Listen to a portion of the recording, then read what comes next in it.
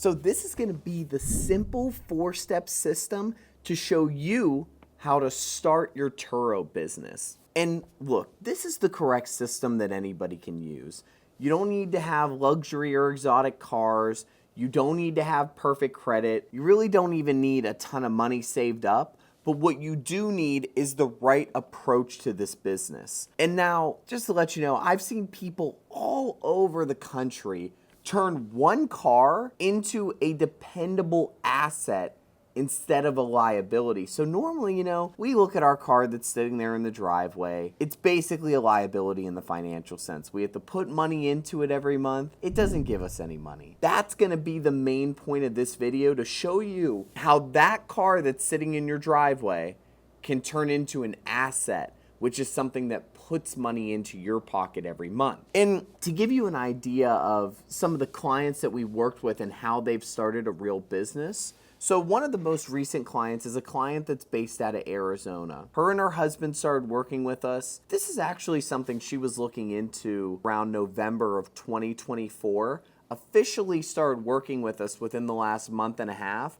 Her first month, able to acquire 4 vehicles and making a total of around $4,000 a month. So again, this is what we're talking about here, which is how do you create a real business that can bring in a consistent income? And besides working with clients, I've also made my own mistakes. Been in the car rental business now since 2020. And the mistakes that I made, unfortunately, I had to learn the hard way because I didn't start out with these systems. These are basically ones that I developed throughout trial and error. And I'll give you guys a prime example, which is when I first started, I really didn't know what to do with damage claims. So first 6 months in, I had 2 of my cars that went down. It's actually pretty crazy. And for those of you that are in the car rental business, you'll know what I'm talking about. So 1 week a car goes down because it gets into an accident. He said the tires were bald, but he was driving pretty quickly in the rain around like 90 miles an hour. So okay, car gets into an accident there. 3 weeks later, another car gets into an accident. And it took me around 2 to 3 months to get the money from the damage claims because I didn't know how to communicate with the insurance companies, how to let them know what was the situation, basically how to go through the process. And that's why it took so long from when the accident happened to me actually getting the money. And again, the whole thing is that I didn't have a system, and that's what this video is going to be about. How to give you the systems so hopefully you don't have to wait 2 to 3 months like I did to get insurance money or any of the other mistakes that I made. So with that in mind, let's jump into the video. So the very first part of this system is going to be picking the right vehicle. And a lot of people come to us and they say, oh, I picked a vehicle because I thought this would do well for this climate, or I thought this would do well because it's a family kind of car. We're not going to base the right vehicle off of any of that. We're going to base it off of data. So what I want you to do is, if you're going to do research, go to Turo on your phone or go on the computer. I want you to just pick a date, do 2 to 3 weeks from now, or even a month out. Look at the top vehicles that are listed. And before you consider if this vehicle is a good one, typically, and here's another tidbit, I want you to do this at the end of the month, because then you can see how many days just for the past month that car was rented out for. Okay, if you see 25 out of 30 days that were booked, you know that this is a pretty good listing. And what I want you to do is to take note of it. What kind of vehicle is it? What's the year, make, and model? What did their pictures look like? What did their descriptions look like? What kind of discounts were they offering? Were they offering delivery? Were they not offering delivery? I want you to make note of all of those things on that profile, because then that'll give you an idea of, okay, if this car was rented out for 25 days a month at an X dollar amount, that I know that we can bring in. So I'll give you an example. Let's say that you see a vehicle on there for your local area, car's listed for around $50 a day, and you see that it was rented out for, let's say, 25 days out of the month. Okay, well now you know that car brought in around $1,250.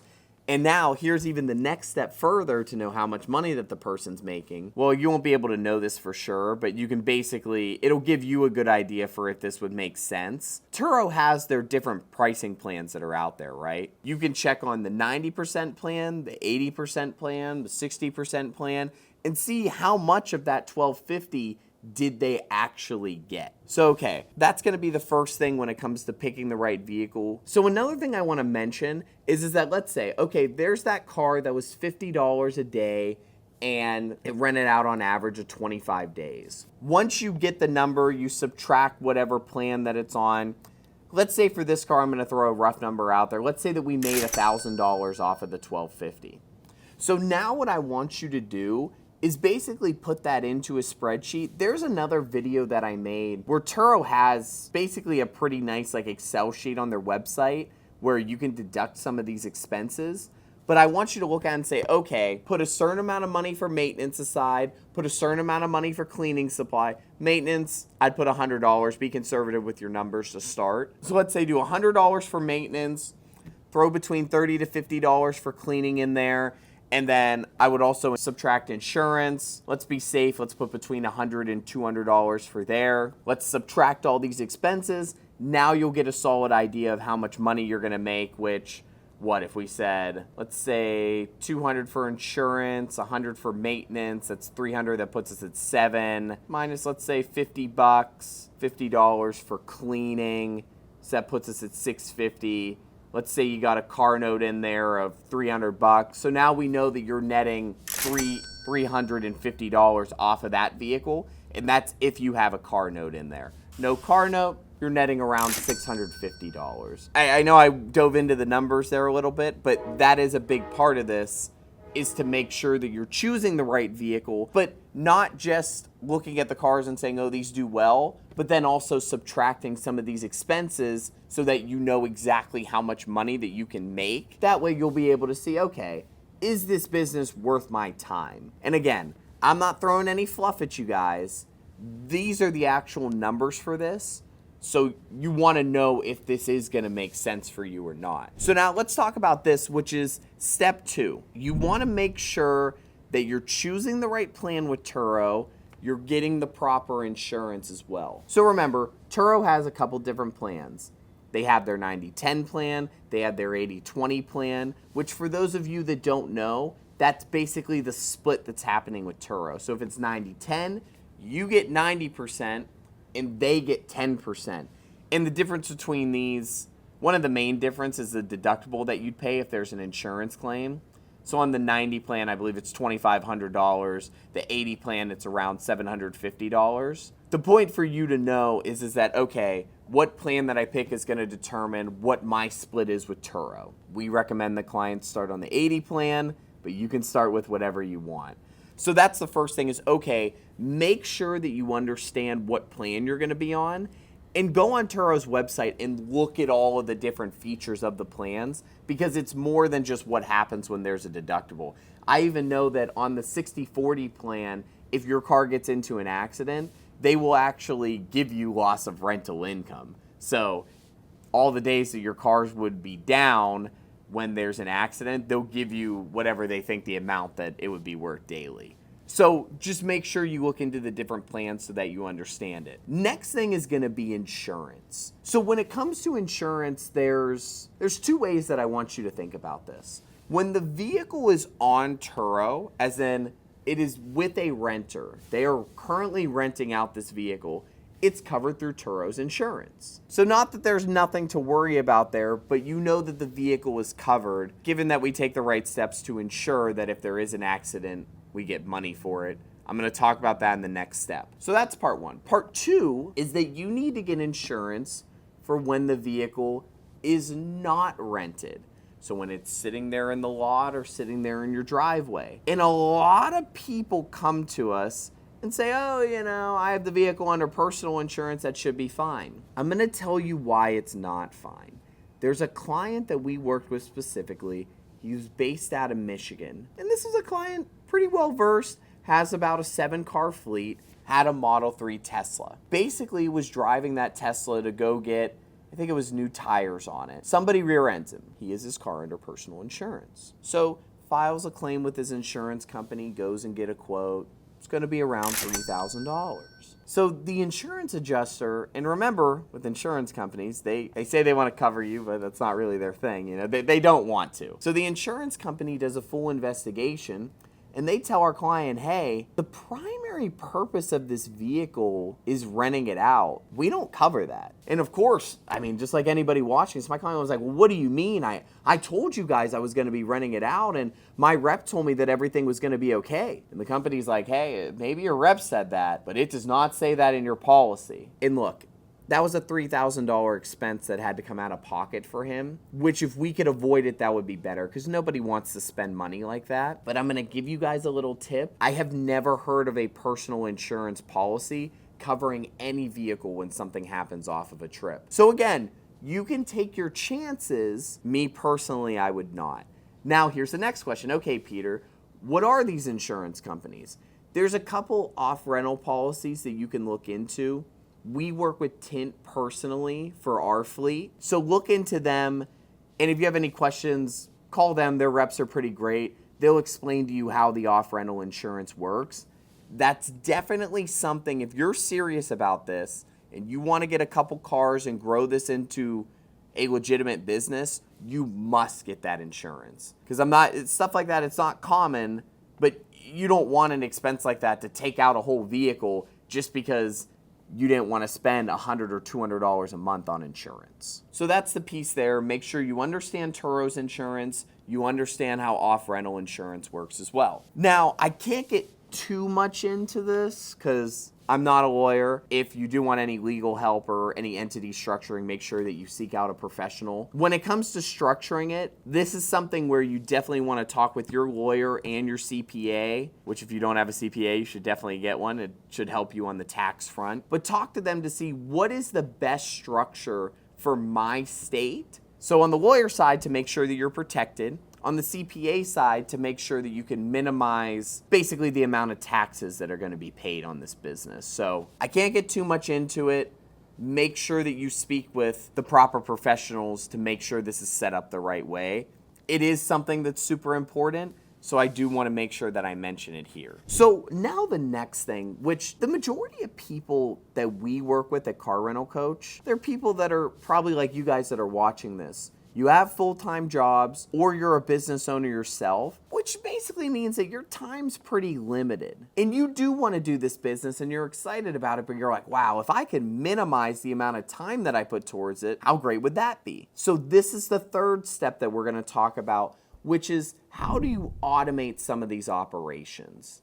And I'm going to give you a couple here that'll help. So the first thing that you want to automate is going to be the pre-trip and the post-trip process. So when I say that is in when somebody books a vehicle, boom, you want an automation to go out. Thank you, renter, so much for renting out my vehicle.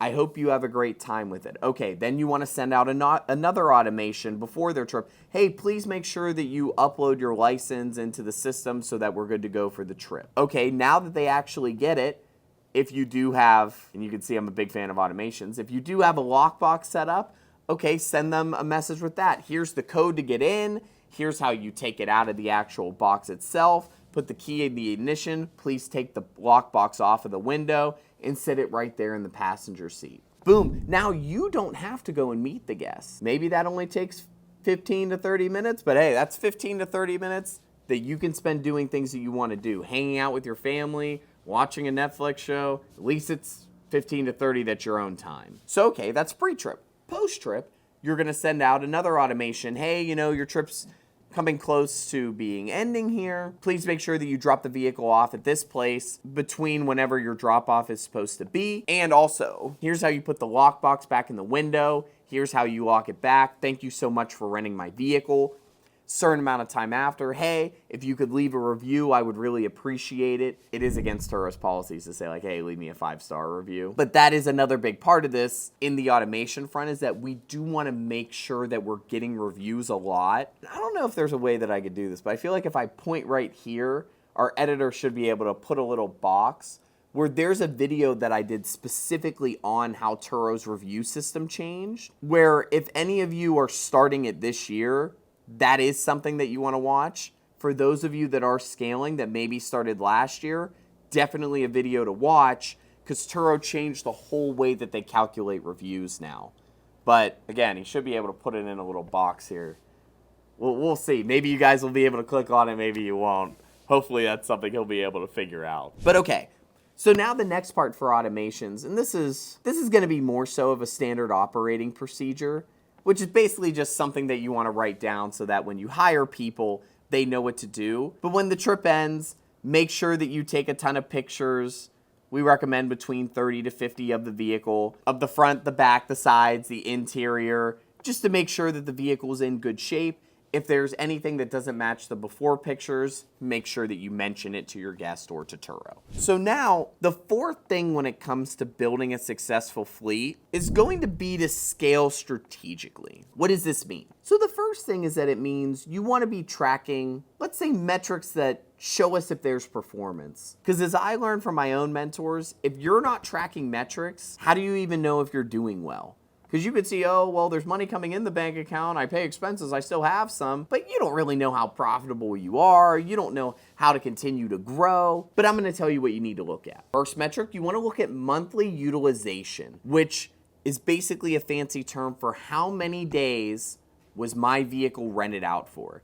You like to see above an 80% utilization, which typically equates to around 22 to 23 days a month. If you are under an 80% utilization, now you know that there are some changes that I need to make to get my vehicle to be rented out more.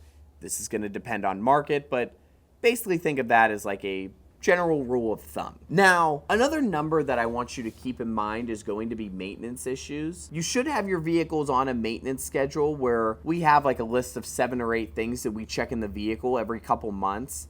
That will minimize your maintenance cost overall, but definitely something that you want to keep track of. So now the next thing that you want to look at is, okay, let's say you have utilization for all your vehicles. Now you want to rank your vehicles by, okay, which ones have the highest utilization and which ones bring me in the most money? Those of you asking this might say, hey, Peter, why would I want to look at that? Well, I'll tell you. If you have a fleet of 5 cars and you see that 2 of them have an 80% utilization and the rest of them have a 40, well, now you know there's some changes that need to be made. So the first, do my profiles match up? Are the descriptions, pictures, pricing, discounts, back-end settings, are those all similar? Okay, let's say that they're identical. Maybe those vehicles that aren't at 80% don't perform as well in your market. Now you know, okay, let's buy less of these cars that aren't doing well and more of these ones that are doing well. And the only way you can really base that is when you're looking at these certain metrics. Now, the next thing for really this fourth part of the system, which is scaling, and I mentioned this a little bit, which is going to be building out SOPs. You should have it for messaging. So besides automated messaging, when clients have questions, you should have it where there's a certain way that you respond and with a certain tonality. And this is important for when you hire people. Sometimes renters are going to be mean. You should not be mean back. Even though it'll make you feel better, it'll hurt your rating, which will hurt the amount of money that you can make overall. And ask yourself this question. Somebody calls you a mean name or they trash your car. Is it worth you making less money to tell them that they suck? Probably not. Maybe for some people it is, but I don't think so. I'm here to make money, not to make myself feel better by telling people how terrible that they are. But besides that, SOP for messaging, SOP for cleaning. You want an SOP for how you deal with damage claims and move through that whole process. You also want it just for, when I say for messaging, is in what does your tonality look like? How are you communicating with your guests? Now, let's say that things are really starting to do well. You're working your full-time job. Maybe you're making an extra 5 to 6K from your fleet. Okay, this is probably the time when you need to hire some people. Maybe you hire a VA to answer all the messages. Maybe you hire a part-time person to help clean the vehicles, do the check-in and the checkout process. That's going to be more of a feeling thing for you. It's all going to depend on how much of your personal time do you want to put into this. So, and one more thing I want to mention here, how scaling is really important. We've worked with a decent bit of clients, and I made this mistake myself, actually. You never want it to be where there's 10 cars or there's 20 cars and it's just you or your spouse or a partner running around like crazy. Please hire help before it gets there. I did it. It really was not fun.